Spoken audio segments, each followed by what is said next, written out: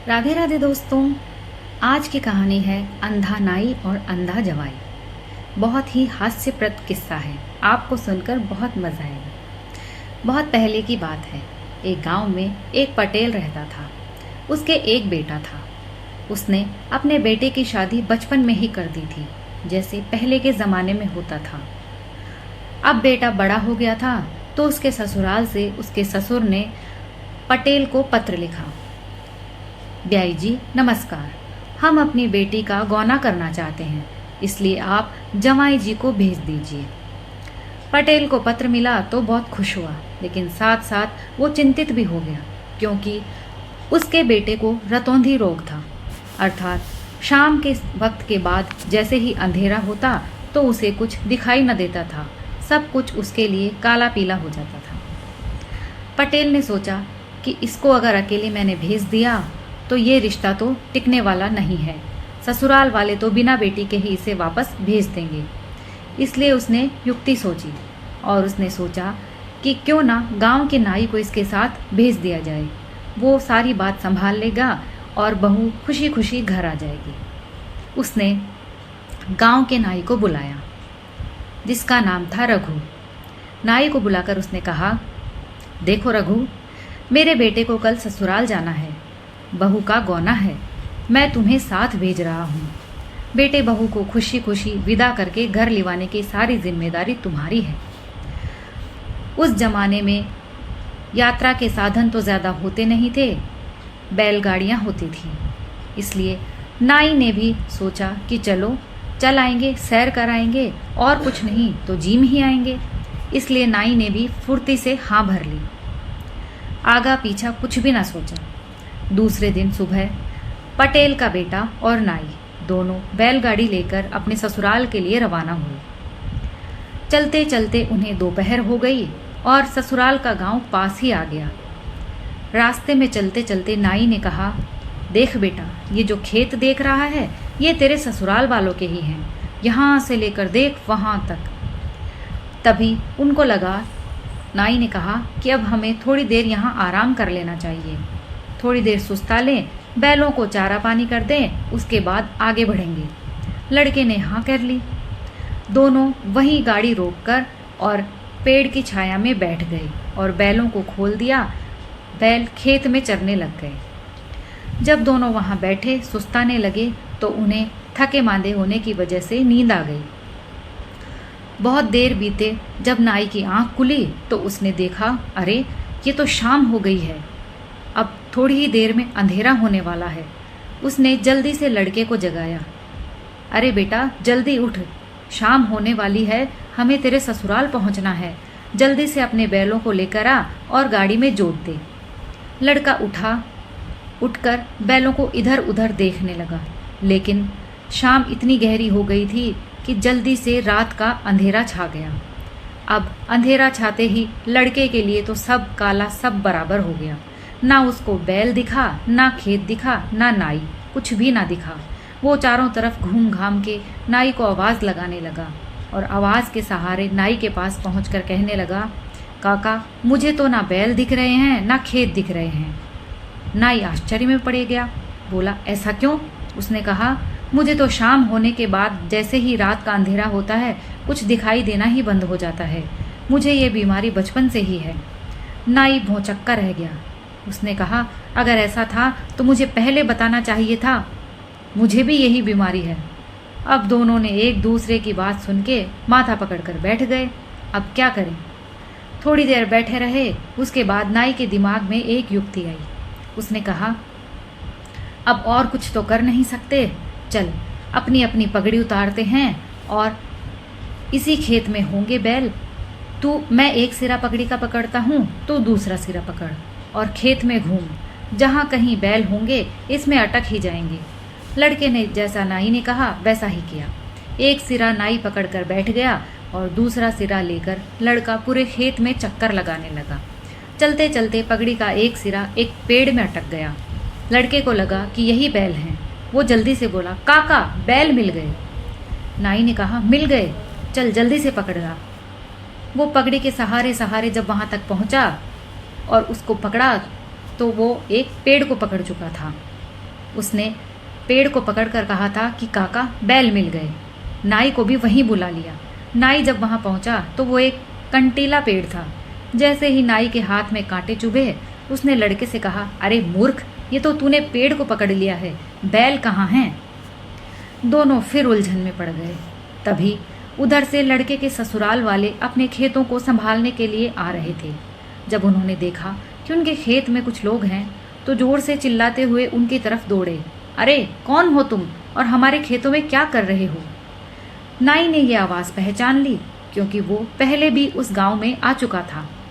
उसने कहा, अजी अजी ब्याई जी महाराज, आप हैं, देखिए ना, हम तो घर की तरफ ही आ रहे थे, लेकिन ये आपका जमाई ही नहीं माना। उन्होंने देखा कि ये तो उन्हीं के सगे संबंधी हैं, तो पहले राम राम किया। उसके बाद कहा कि कहिए क्या हुआ? नाई ने कहा, देखिए ना आपके जमाई को, मैं कह रहा हूँ ये खेत पूरे 2 बीघा हैं, लेकिन ये अड़ा हुआ है कि नहीं 2.5 बीघा हैं। अब आप ही बताइए, ये मेरी बात तो मान नहीं रहा। लड़के के साले संबंधियों ने कहा, अजी ना तो ये 2 बीघा हैं, ना ये 2.5 बीघा हैं, हमारे खेत तो बस 1.5 बीघा हैं। लेकिन आप लोग इतनी रात गए खेतों में, इतनी देर तक क्या कर रहे हैं? खाने का वक्त हो गया है, जल्दी चलिए। नाई ने कहा, चलिए चलिए, जल्दी से चलते हैं, अब तो हम भी बहुत थक गए। आजा भाई, बैठ जा। और दोनों बैलगाड़ी में बैठ गए और अपने संबंधियों से कहा कि चलिए अब आप ही हमारी बैलों को गाड़ी में जोत दीजिए। इस तरह एक बार तो वो अपनी बीमारी का दिखावा करने से बच गए और कैसे जैसे करके लड़के के ससुराल पहुंचे। वहां पहुंचते ही दोनों का स्वागत हुआ, चाय पानी हुआ। उसके बाद दोनों को खाना खाने के लिए बिठा दिया। पहले के ज़माने में औरतें घूंघट वगैरह करके ही जमाई को खाना परोसती थी। जब दोनों बैठ गए तो दोनों के लिए 2 थालियां लग गई। दोनों में खाना परोस दिया गया। थोड़ी ही देर बाद लड़के ने जैसे ही खाना खाने के लिए हाथ थाली में डाला तो उसकी थाली में सिर्फ सब्जी और खीर थी, पूड़ी या रोटी कुछ भी नहीं थी। उसने धीरे से नाई के कान में कहा, काका, क्या यहाँ पर सिर्फ सब्जी और खीर ही होती है, पूड़ी और रोटी कुछ भी नहीं? नाई ने कहा, नहीं बेटा, मुझे तो 2 रोटी मिली है, तुझे नहीं मिली? लड़के ने कहा, नहीं, मुझे तो कुछ भी नहीं मिला। नाई ने कहा, अच्छा, मैं सब समझ गया, इनके यहाँ एक बिल्ली है, उसने मौका देखकर तेरी रोटी उठा ली। कोई बात नहीं, अब की बार जब रोटी आए और उसके बाद बिल्ली वापस आए तो उठा के एक मारना, उसके बाद दोबारा नहीं आएगी। थोड़ी देर बाद जब सास ने देखा कि जमाई की थाली तो खाली है तो वो फटाफट से रोटी लेकर आई और बिना कुछ बोले उसने रोटी जमाई की थाली में रख दी। लेकिन रोटी रखते वक्त उसकी चूड़ियाँ कटोरी से टकरा गई। जब टन की आवाज़ हुई तो लड़के ने सोचा कि बिल्ली आ गई है। उसने उठा के एक झापट सास के मार दिया। सास तिलकती बिलखती हुई भला बुरा कहते हुए जमाई पे बरस पड़ी। नाई ने कहा, अजी अजी ब्यान जी महाराज, आप ऐसे क्यों बरस रही हैं? सास ने कहा, इस लड़के को इतनी भी तमीज़ नहीं है, सास के ही थप्पड़ मार दिया, कैसा लड़का है ये? नाई ने कहा, इसमें इसकी कोई गलती नहीं है, सारी गलती आपकी है। सास चौंक गई, मेरी गलती? लेकिन क्यों? उसने कहा कि आपने इसे खाना खाने के लिए नेग नहीं दिया होगा। हमारे यहाँ रिवाज है कि जब जमाई पहली बार ससुराल आता है तो खाना खाने से पहले उसे नेग देना पड़ता है। सास ने कहा, ना ना, वो तो मैंने नहीं दिया। चलिए अभी दे देती हूँ। उसने उसे 21 रुपये दे दिए। उसके बाद दोनों ने खाना खाया और दोनों सो गए। थोड़ी देर बाद लड़के को प्यास लगी। उसने नाई से कहा, काका, मुझे प्यास लग रही है। नाई ने कहा, सो जा सो जा, अभी अपन दोनों को कुछ दिखता नहीं है, कहाँ से पानी लाएंगे? पानी तो पास में ही है, लेकिन थोड़ी देर रुक, किसी को आने दे, मैं मांग लूँगा। थोड़ी देर लड़का वापस सो गया, लेकिन प्यास उसे सता रही थी। थोड़ी देर बाद उठकर वो खुद ही चल पड़ा पानी पीने के लिए। चलता चलता वो घड़े के पास तो पहुंचा नहीं और उस कमरे में पहुंच गया जहां सास और बाकी सब बच्चे सो रहे थे, और जाते जाते सास के पैरों से टकरा गया। सास अचानक से उठ खड़ी हुई और उसने कहा, क्या हुआ जमाई जी, इतनी रात को आप क्या कर रहे हैं? लड़का ये सुनकर हड़बड़ा गया कि मैं कहाँ पहुँच गया।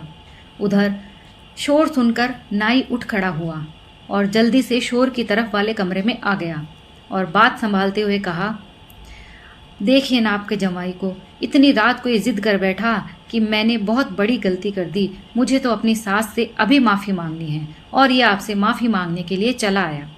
उसकी सास ने कहा, जाइए जाइए, मैंने तो आपको माफ़ कर दिया, ऐसा भी कुछ ना हुआ था। नाई लड़के को बात संभाल कर वहाँ से वापस ले आया और उसे कैसे जैसे पानी पिलाकर सुला दिया।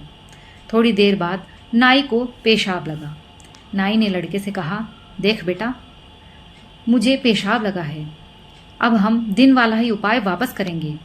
अपनी अपनी पगड़ी के गांठ बांध लेते हैं, मैं उसे पकड़कर पेशाब करके वापस आ जाऊंगा, तू मुझे खींच लेना।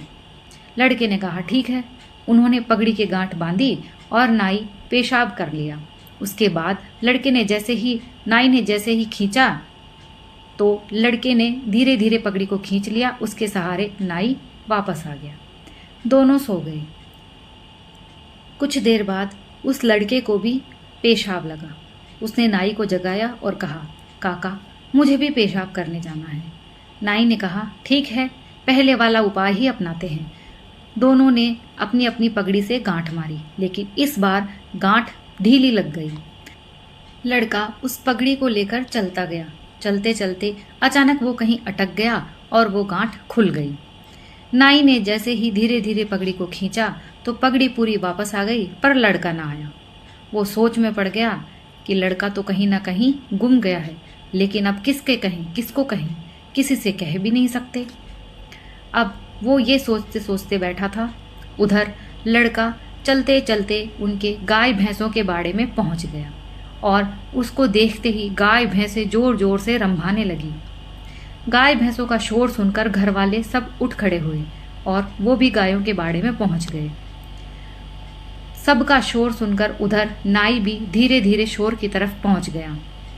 अब वो सब लोग लड़के से पूछने लगे, क्या हुआ जवाई राजा, आप इतनी रात गए, बाड़े में क्या कर रहे हैं? नाई ने फटाफट बात संभालते हुए कहा, देखिए ना, ये आपका जमाई तो बड़ा जिद्दी है। उन्होंने पूछा, क्यों, अब क्या हुआ? नाई ने कहा, ये कहता है कि इसके ससुर के पास बैलों की 4 जोड़ी है, जबकि मैं कहता हूँ कि नहीं, इनके पास तो 3 ही जोड़ी है। अब आप ही बताइए। तो उन लोगों ने कहा, जमाई जी, ना तो हमारे 4 जोड़ी है ना 3 जोड़ी है, हमारे तो बैलों की सिर्फ 2 ही जोड़ी है। इस तरह कर करा के नाई लड़के को वापस पलंग पर ले आया और दोनों सो गए। सुबह हुई, दोनों बिल्कुल ठीक हो गए। वहाँ से खाए पिए और बहू को खुशी खुशी विदा करा के घर ले आए। दोस्तों, ये एक हास्यप्रद किस्सा आपको कैसा लगा, प्लीज़ कमेंट करके ज़रूर बताइए। पसंद आया हो तो लाइक और शेयर भी कीजिए, और अगर आप मेरे चैनल पर नए हैं तो प्लीज़ चैनल को सब्सक्राइब कर लीजिए। कहानी सुनने के लिए आप सभी का बहुत बहुत धन्यवाद।